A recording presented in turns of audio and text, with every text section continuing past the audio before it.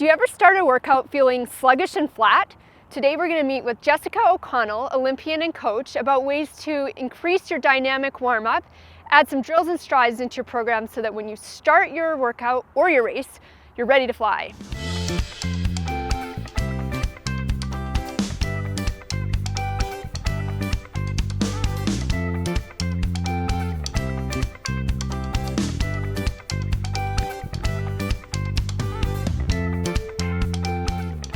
We're here with Jessica O'Connell of Grit Athletic Coaching and of the Canadian national team, hoping to make the Olympics. And she is going to share with me some of her tips for a dynamic warm-up. Let's start with some leg swings. Everyone loves a good leg swing. Yes. Yeah. So what you're going to do is you're going to take a hand, plant it on something. You want to be secure. This isn't a balance exercise. It's all about loosening up your hips. So hand secure, leg planted, and just swing your leg. Don't hit your partners. Coordinate. Just want to go through a few of these. The mistake that people make are swinging their whole torso or like trying to get extra range by jetting out their hips and their butt. That's not what you want. You just want the movement to come from your hips. So it might be really small. That's fine. You don't want your hips to be moving like this. Awesome. 5 or 10 aside, switch sides. Does it matter how high you go? Doesn't matter how high you go as long as your hips are stationary. So might not be big at all, this might be it, that's fine. Gotcha. You can try a couple different positions. Hold on to whatever you're holding on to, go across your body. Switch legs. Again, keeping your pelvis pretty stable. You don't want to be jutting your back out like a gymnast. That we are not. And you were showing me one, right, Melindy? Yes. Pawing? Yes, I like adding this one. So kind of doing an A, which we'll get to after, coming up into an A with good dorsiflexion and then whipping your foot down nice and quick and returning. And you can kind of do a bum kick on the return. And I think it just helps a bit with that hip flexor strength, with posture, with quick feet. Right. Cool. Cool. I used to always do these before my track workouts. A bit like a horse. Exactly. Gotcha. So Jess, you do a lot of skipping in your warm-up. Yeah. Cool. Can you show us some of your favorites? Absolutely. I love skipping as a part of my warm-up because it kind of gets me ready to run fast and it just loosens my body up because all day long I'm on a computer like this and runners don't like to be like this. No. So first one I do is so basic. It's just a skip with an arm swing, just like this. And then I'd probably go back, swing my arms the other way. So simple. It's funny how hard skipping is when you haven't done it for a long time. I know. And then sort of the same idea, I would go sideways next, like this. If I have a fast workout, I might put a little pep in my step just to prepare my body to run fast. The next one, kind of similar to a leg swing, is called a karaoke. So in this one, I'm crossing my leg over my body. It's a really good way to open up my hips.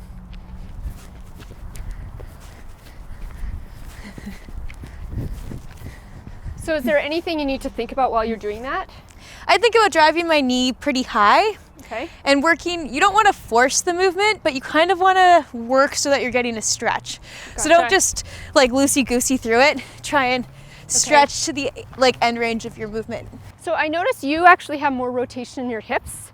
I've always thought about trying to keep my hips really forward and static, but I suppose there's not really a right answer to that. Yeah. I kind of like the way you're doing it. Though in running, it's really important to rotate through your spine. So if you can do it, keeping your hips relatively static, but rotating through your spine, I think you're kind of hitting everything. Okay, sounds good. Yeah. Then the last one I would do is a backwards run. So it's not really a skip, but it's kind of a skip. Yeah.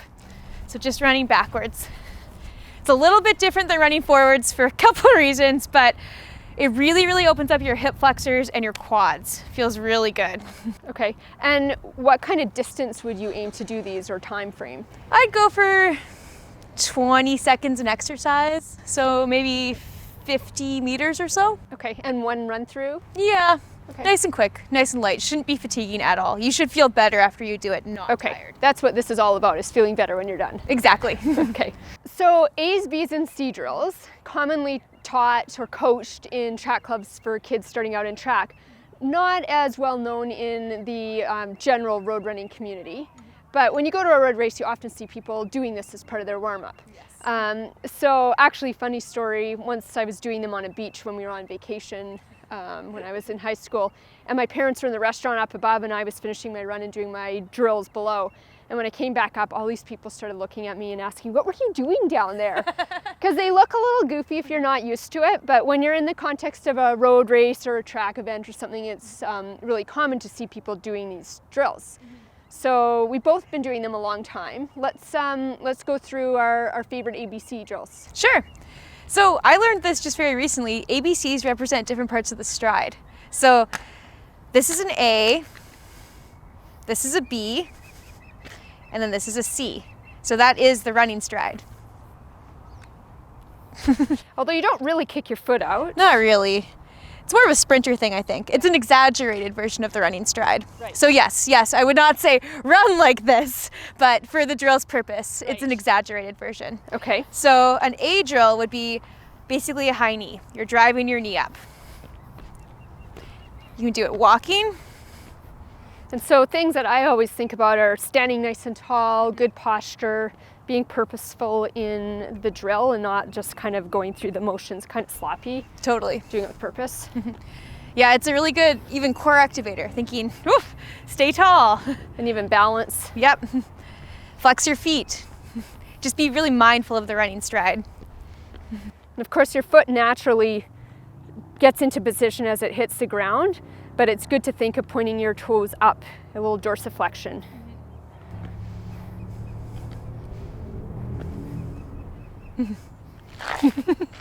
Now what? Should we do it faster? Okay. All right, so once you've nailed that, you can try doing it as a run. So,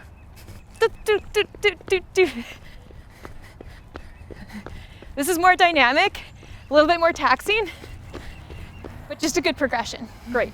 Yeah. I often do a skip in between. Do you do a skip with that as well? Yeah, show me how you do that.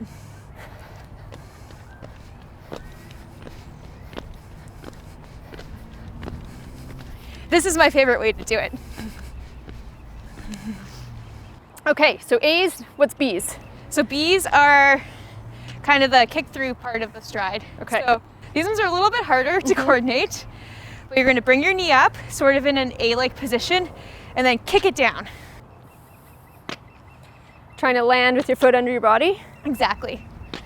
Torso falling forward. Anything else you think about doing these? That they feel really good on my hamstrings. I find them very hard to balance. Yes. They're the hardest ones to coach and the hardest ones to learn. A lot of people will not get, you want to think of starting with an A and then extending your leg and bringing it around. So it's kind of a two-part motion. Almost like a circle. Yeah. What you don't want to do is just kind of kick your leg out. That's the common mistake. So once you've got that movement down, you can progress it as sort of a run. So you can demonstrate this if I you're... don't do the run, I just Okay. do the skip. That's what I mean. Okay.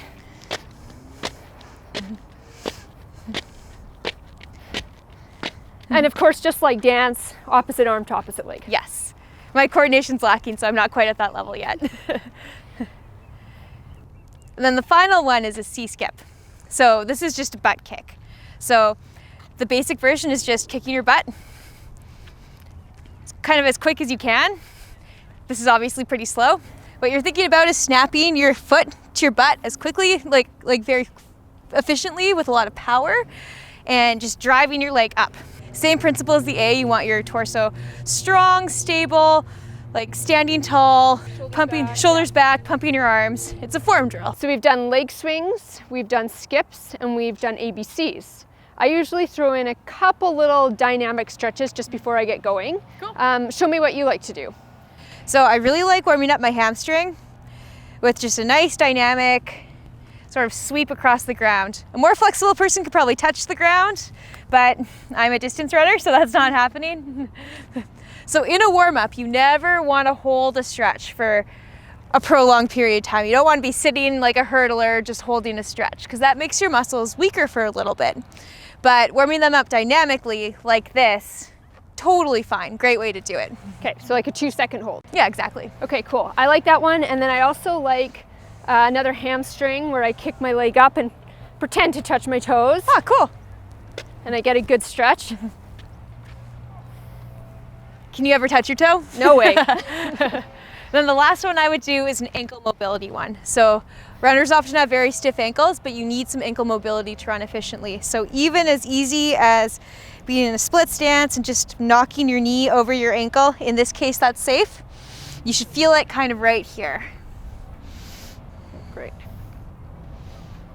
Like 5 reps or so of everything. Sure. Yeah. Sounds great. Now we're ready for the fun stuff that Yeah. comes next, which is dynamic strides. All right.